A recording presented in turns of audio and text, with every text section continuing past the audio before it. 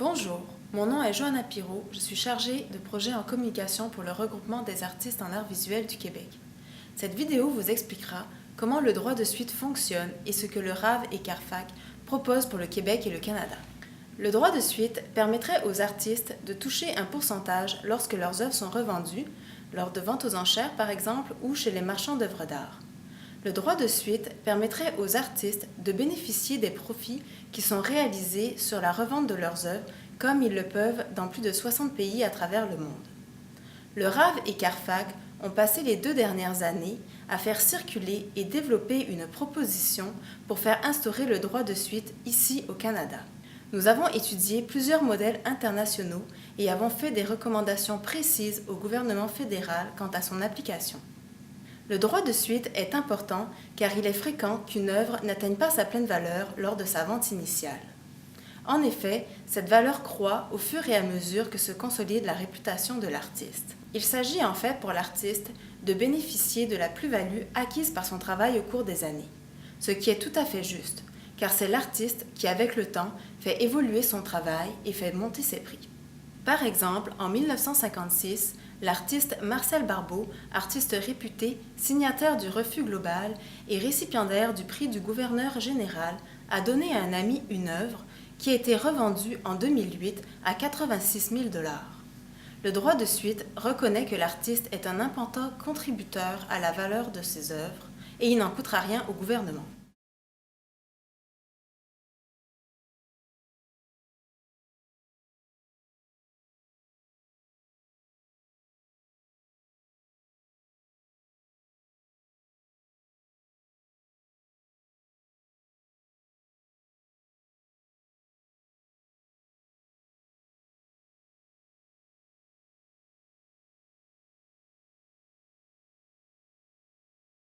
Le marché de l'art canadien est en pleine croissance et malheureusement, les artistes ne peuvent pas bénéficier des profits qui sont réalisés par la revente de leurs œuvres. En 1999, le marché de l'art canadien est estimé à 549 millions de dollars, dont un marché de la revente à plus de 20 millions de dollars. Il n'y a pas de données statistiques plus récentes, mais étant donné que les ventes aux enchères brisent chaque année des records, il est très probable que ces chiffres aient fortement augmenté. En novembre 2011, une pièce du peintre Alex Colville, Man on Veranda, s'est vendue à un prix record de 1,3 million de dollars, le plus haut prix de vente d'une œuvre d'art d'un artiste canadien vivant au Canada. 12 autres records ont été battus ce soir-là, la plupart à des prix beaucoup plus bas. Mais si le droit de suite avait été instauré, l'artiste Rita Letendre aurait reçu des redevances de droit de suite de 790 $ et un autre artiste nouvellement établi, Kent Monkman, en aurait reçu 4 400. Ces chiffres peuvent paraître modestes dans le contexte d'un marché estimé à plusieurs millions de dollars, mais ils font toute la différence pour les artistes. Il s'agit d'une mesure de justice sociale, et notamment pour les artistes âgés et les artistes autochtones. Considérant les immenses profits réalisés sur le marché secondaire, en l'absence du droit de suite, les artistes autochtones sont particulièrement perdants. Bon nombre d'artistes vivant dans les collectivités isolées du Nord continuent de vivre dans la pauvreté alors que la valeur de leurs œuvres augmente radicalement dans les grandes villes du Sud et ailleurs dans le monde.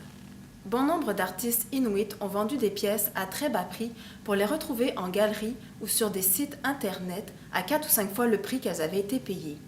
Pour citer un exemple extrême, en 2006, chez Waddington, la pièce en stéatite de Migration de l'artiste Joe Talirunili s'est vendue à un montant de 278 500 $ alors qu'elle avait été achetée entre 400 et 600 $ dans les années 70 directement auprès de l'artiste. Les artistes âgés profiteraient également de la mise en œuvre du droit de suite. Des recherches récentes montrent que les artistes en art visuel de 65 ans et plus tirent de leur pratique des revenus médians de 5 000 $ et que 32% de ces artistes vivent dans une situation financière précaire. Prenons l'exemple de l'artiste de renom Marie Pratt qui en 1966 a vendu pour 40 $ une de ses œuvres estimée aujourd'hui à plus de 20 000 $. En l'absence de droit de suite, cet artiste établi, dont la santé décline avec l'âge et qui ne peut plus produire autant que dans sa jeunesse, n'a aucun moyen de bénéficier de l'augmentation radicale de la valeur de ses œuvres.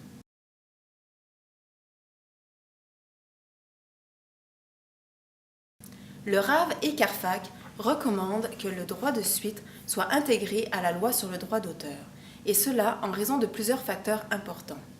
Premièrement, les œuvres visées par le droit de suite sont les mêmes que celles établies par la loi sur le droit d'auteur. Deuxièmement, la protection offerte par le droit de suite est du même type que celle offerte par la loi sur le droit d'auteur. L'artiste et ses ayants droit sont définis par la loi sur le droit d'auteur de la même manière qu'ils le seraient avec le droit de suite. Nous recommandons que le droit de suite soit inaliénable, c'est-à-dire non transférable et non vendable, afin que l'artiste ne soit jamais contraint à y renoncer. Nous recommandons que le prix de vente minimum d'une œuvre pour que s'applique le droit de suite soit de 1 000 $, que le pourcentage de droit de suite soit de 5% du prix de vente brut avant taxe. Nous recommandons qu'il n'y ait aucun plafond imposé au montant des redevances remises aux artistes, que la responsabilité du paiement de redevances soit partagée entre le vendeur et le marchand de l'art.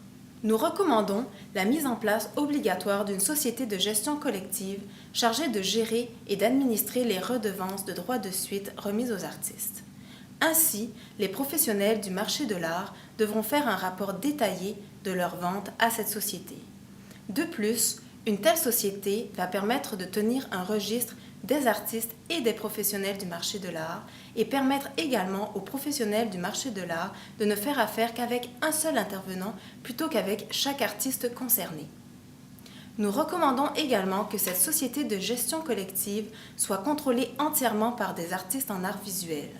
Au Canada, la seule qui ait ce profil est CARC, la société de gestion collective de droits d'auteur de CARFAC. CARC gère des licences et droits d'auteur des artistes en art visuel et médiatique. CARC gère une base de données d'artistes canadiens et s'occupe de la négociation et du paiement des redevances de droits d'auteur découlant des expositions et de la reproduction de leurs œuvres. Elle est la mieux placée pour assumer l'administration du droit de suite des artistes canadiens. CARC a des accords de réciprocité avec des pays qui ont déjà adopté le droit de suite, ce qui rendra plus facile la perception des redevances du droit de suite au nom des artistes canadiens. Le droit de suite est né en France en 1920, après le scandale causé par la vente de l'œuvre L'Angélus de Jean-François Millet. La veuve et les enfants du peintre décédé prématurément vivaient dans une grande pauvreté alors que le tableau s'était vendu pour 1 million de francs, soit 1000% de plus que ce qu'elle avait été acheté auprès de l'artiste lors de sa vente initiale. Depuis lors, le droit de suite a été instauré dans plus de 60 pays à travers le monde. En 2001, l'Union européenne a adopté une directive exigeant que tous ses États membres intègrent le droit de suite à leur politique de droit d'auteur. L'Australie l'a récemment introduite elle aussi. En Amérique du Nord, seule la Californie l'a adopté. Des efforts sont en cours pour l'intégrer partout aux États-Unis ainsi qu'en Suisse et au Japon.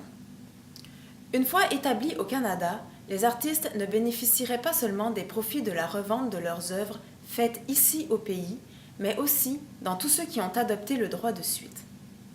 Lors de la dernière modification à la loi sur le droit d'auteur, le RAV et CARFAC ont présenté leur demande au comité législatif chargé d'étudier le projet de loi. Malheureusement, le droit de suite n'a pas été instauré à la loi cette fois-ci. Toutefois, plusieurs partis politiques ont donné leur soutien officiel au droit de suite et les députés nous ont encouragés à continuer notre travail.